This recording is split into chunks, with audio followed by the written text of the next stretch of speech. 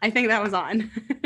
Okay. Hi, everyone. My name is Ashley Little, and today I'm joined by Shawn Bowen, Jacob McPherson, and Cameron Peters.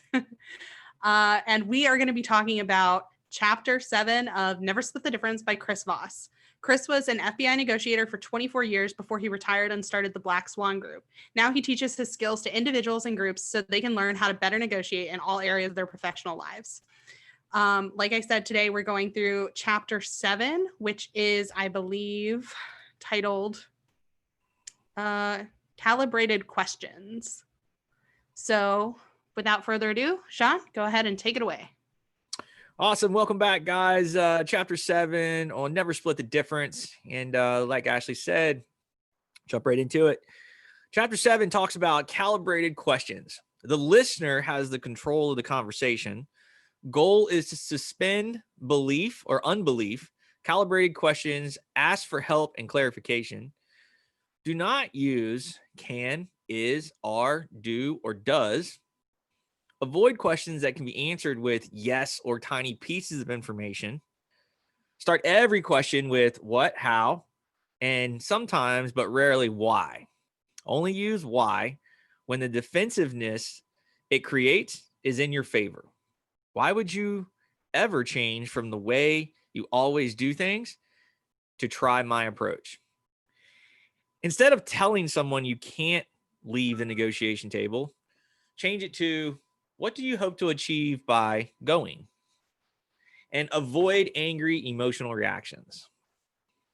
So I think this one's a really good one because as we go through these for examples, they're talking about phrases to use, which are what makes you ask the following. What about blank is important to you? How can I help make this better for us? How would you like me to proceed? I love that one. What is it that brought us to this situation? How can we solve the problem? And what's the objective? What are we trying to accomplish here? And then, of course, always the famous one is, how am I supposed to do that? So this is actually a chapter that I listen to a lot on because for some reason, I always want to go back to it. And for whatever reason, when I get into talking, sometimes I just don't do it. It's really frustrating. So I figure if I listen to it enough, it'll just drill it in my head. So how do we do that? Right? Talking about sellers asking for prices and they ask for a number that's just too big. How do I do that? And then leave that there, almost like a mirror or just an open question so they can answer it. It's a space. But this is one chapter, again, that I listen to a lot. So going around with the guys here and the ladies here, tell me what you guys think about this on this chapter and how you guys broke it down for yourselves. Let's start with Jacob.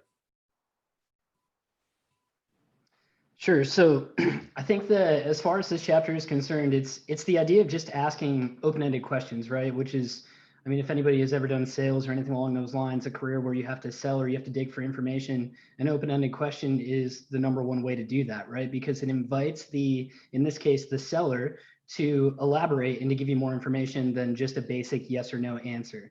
So that's why you want to avoid those types of questions because it's not really getting you anywhere. As far as where we use this and how we use it in these conversations, if anybody's listened to the calls, I mean, I'm sure that Cam, Shawn, you're very, very good at it when it comes to open-ended questions, but I know that Cam historically likes to use what are we trying to accomplish here? What's the objective? And that's just asking the seller to tell us how we can solve their problem. So that's how we use these questions in order to dig for information and to ultimately try to find out what the seller is looking for and whether or not that is going to meet our criteria for what we may be able to do for them, helping them moving forward. One of the questions that I always ask is, how can we help you do that? Right. So if we're going through a particular conversation as far as, what does this look like for you? I asked that literally last week in a phone call with the seller. She was telling me that she wanted to move. She has to be moved by the end of April and was basically saying that she wants to have the house sold by then. She's not entirely sure whether or not she wants to proceed with repairs and so on. And we started to go down that path. And I said, well, what does it look like if you were to stay? Right. So then, of course, she starts talking about the negative things, all the reasons that she wants to move. And then the follow-up question after you get all of that pain out is, okay, great. So how can we help you do that? So it's moving the seller from a position of pain and frustration to ultimately being able to get to a point where you can help them solve the issue. But the brilliant part about all of this is that you're actually not solving anything. By asking these types of questions, the seller is actually solving their own problem. They just don't realize it. So that's the brilliance behind, I think all these open-ended questions. That's why I love this chapter. Cool. So useful stuff that you're using every day in calls with sellers. Absolutely. Nice. Cam, what do you think? So I like this chapter, and I think that I mentioned it in the last chapter when we were talking about framing, but I've used this chapter to kind of refocus to either I'm going to frame a question that sounds like or seems like or feels like or whatever, or I'm going to use this strategy where it's a what or a how, right? And that took some discipline, I guess, and some learning to when a question needed to be asked to use what or how instead of starting with another word, right? So a lot of times it's what about this works for you, or what about this does not work for you, to get out that piece to try to figure out what if there's hesitation, right? I don't know if that 90,000 is going to work. You know what I mean? I don't know if that offer is going to work. Okay, well, what about that doesn't work for you? Well, you said you wanted to close in 60 days. I need to be closed, sooner than that. Sometimes those whats and those hows will uncover more for you. And the other one that I think Jacob was talking about too is, how can we help you do this? How can I help you do this? You know what I mean? How can we move forward here? So it's all the what and the how and the what and the how, and just honestly centering more. I think it's more towards the end of your conversation when those what and those hows come in. But that's how I use those every day, honestly. Cool. Ashley, do you use any of this stuff in your side of the house? I don't really use it when talking to sellers or buyers, because I think by the time I talk to them, they're already, we're already at the closing table or close to it. And so there's a little bit of talking sweetly or sweet talking them. But for the most part, it's you can be pretty open at that point about, so I can say things like, okay, why do you need to do this? Or why do we need to do this? Just to figure out, to cut to the core of the issue so that we don't have to go through hoops or go through misunderstandings, so that we can figure out, okay, well, I just don't want to pay this $78 to file a list of errors. Okay, that's fine. I can solve that problem. No worries. And just go from there. But there are some cases where I think in talking as a company, or even trying to talk to Cam or Jacob or Kaylee on the acquisition side, where I'm like, hey, why is this happening? And they have to kind of make it sound nicer when they're talking to people. We had this happen recently with Cam, where he was working on a joint venture deal, and our joint venture partner was insisting on all of these things. And I was like, why is he insisting? And Cam, I'm sure, had to walk that line of like trying to figure out an answer for me, but also not alienating our partner. But on the sidelines, I'm like, Cam, this doesn't make sense. Tell me why he's trying to do this. And so sometimes it's a little hard for me, because I'm just like, I know the closing side of it so well that I'm like, I don't want to have to go through all of this. Just tell me what you want so we can move forward. Nice. Okay. So I want to go back around for a quick question on the why statement. And it's good because Ashley actually brought it up to asking Cam, but I want to hear it from you guys on the why, because one thing I'll always tell guys that in our side of the business, right, we want to get to somebody's why. And we want to know their why, right? But when we say that we want to be the annoying 4-year-old and ask why, it's being done in a very strategic way. So accusatory is usually how why comes across, and we don't want to get that. But we do want to have that why of, so why would you want to sell today? Right? That's a way of asking a question without being accusatory, right? It's not in an accusatory statement, the way it's being said, but got to be careful about how you touch on that, right? So go around for a quick second and just touch on this. Can you give an example of maybe how you didn't say why and used a different word that kept you out of maybe a negative trail that you're going to go down. Cam, how about you? Yeah, so instead of why are you looking to sell today, I always ask, what has you looking to sell today? Or, Okay. you know what I mean? What has you thinking about selling? I think what has you thinking about selling is probably my go-to. Like it. That's one that I would certainly use. And then I would go back to the framing, the seems, and it sounds like, instead of, you know what I mean? Why is your brother being such a pain in the ass, right? Or why are there so many issues here? It sounds like maybe your brother and you aren't on the same page. That's how I would use that. I think I really try never to say why. Nice. I think that's Jacob, pretty how much about it. you? So I'm actually pretty much in the same boat as Cam as far as that goes. It's really just kind of inserting a different word for why. So what makes you want to sell today versus why do you want to sell today? In my case, I actually use, even though it says you shouldn't, I use can. But I use it in a very different way. So I will say something along the lines of like, can you tell me a little about the property? So it's still inviting them to give more information. It's not a, can you do this for me, right? Yes or no. It's not like a yes or no question. But those are some of the ways that I get around it as well. But I mean, I think Cam pretty much hit it on the head. So. Okay, cool. Ashley, do you think this applies at all on your side? I don't think so. Like I said earlier, by the time everything gets to me, most of the feathers are unruffled. Everything seems to be going well, or it's in such a bad situation that it doesn't really matter at that point because everyone knows it's gone kind of sideways. I did want to draw attention though to something that you do with the why statements especially when you're talking to other wholesalers or potential joint venture partners.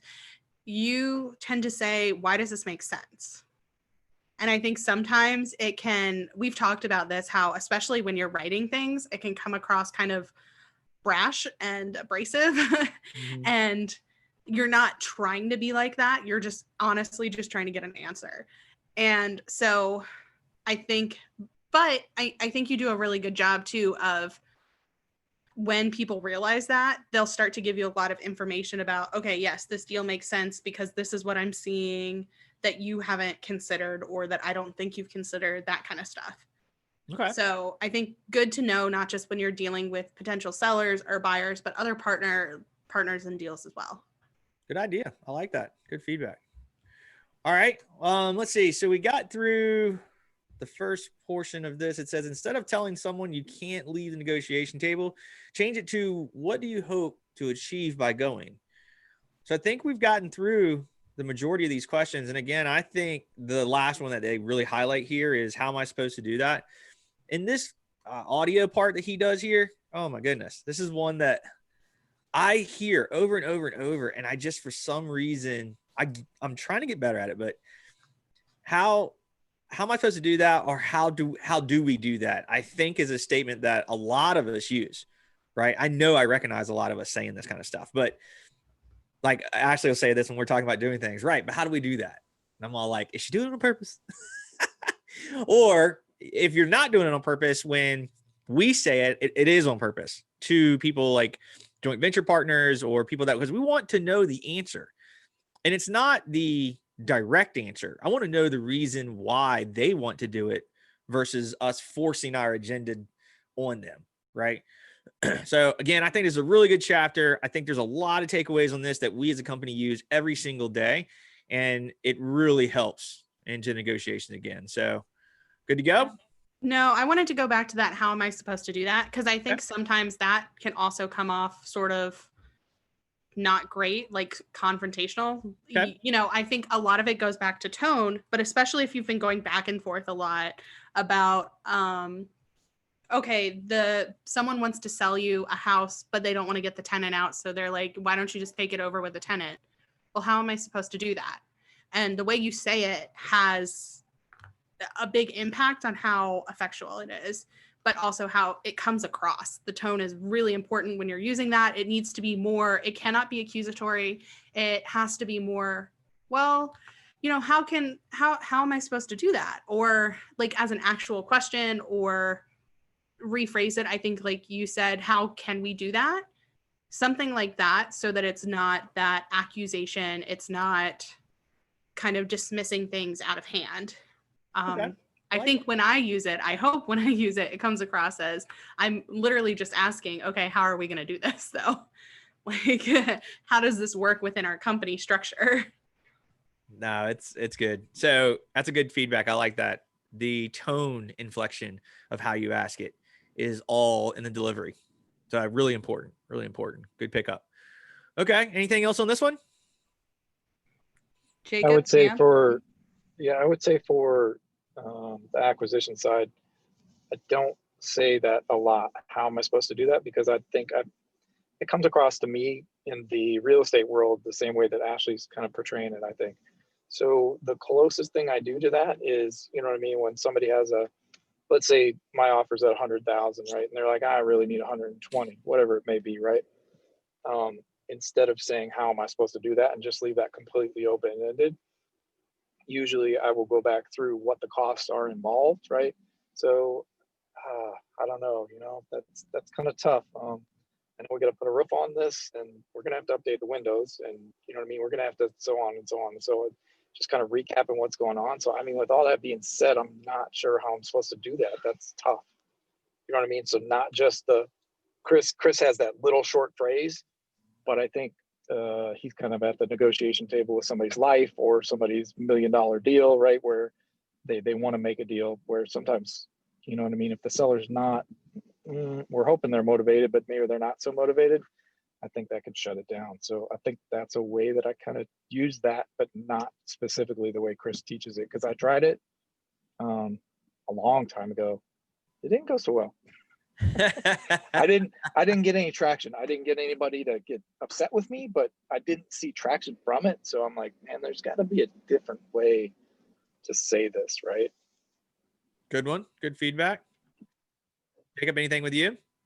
I think so. Cam and I are on the same page as far as that, and Ashley, of course, as well here. So, because I agree with Cam, I actually tried it once as well, and it did not go the way that I was hoping. So, because it did come off as accusatory, and I think that Cam said it right. If you don't frame it correctly, then it's not going to go anywhere. Like when the seller comes right out and says, "I need 120,000," and your next phrase out of your mouth is, "Well, how am I supposed to do that?"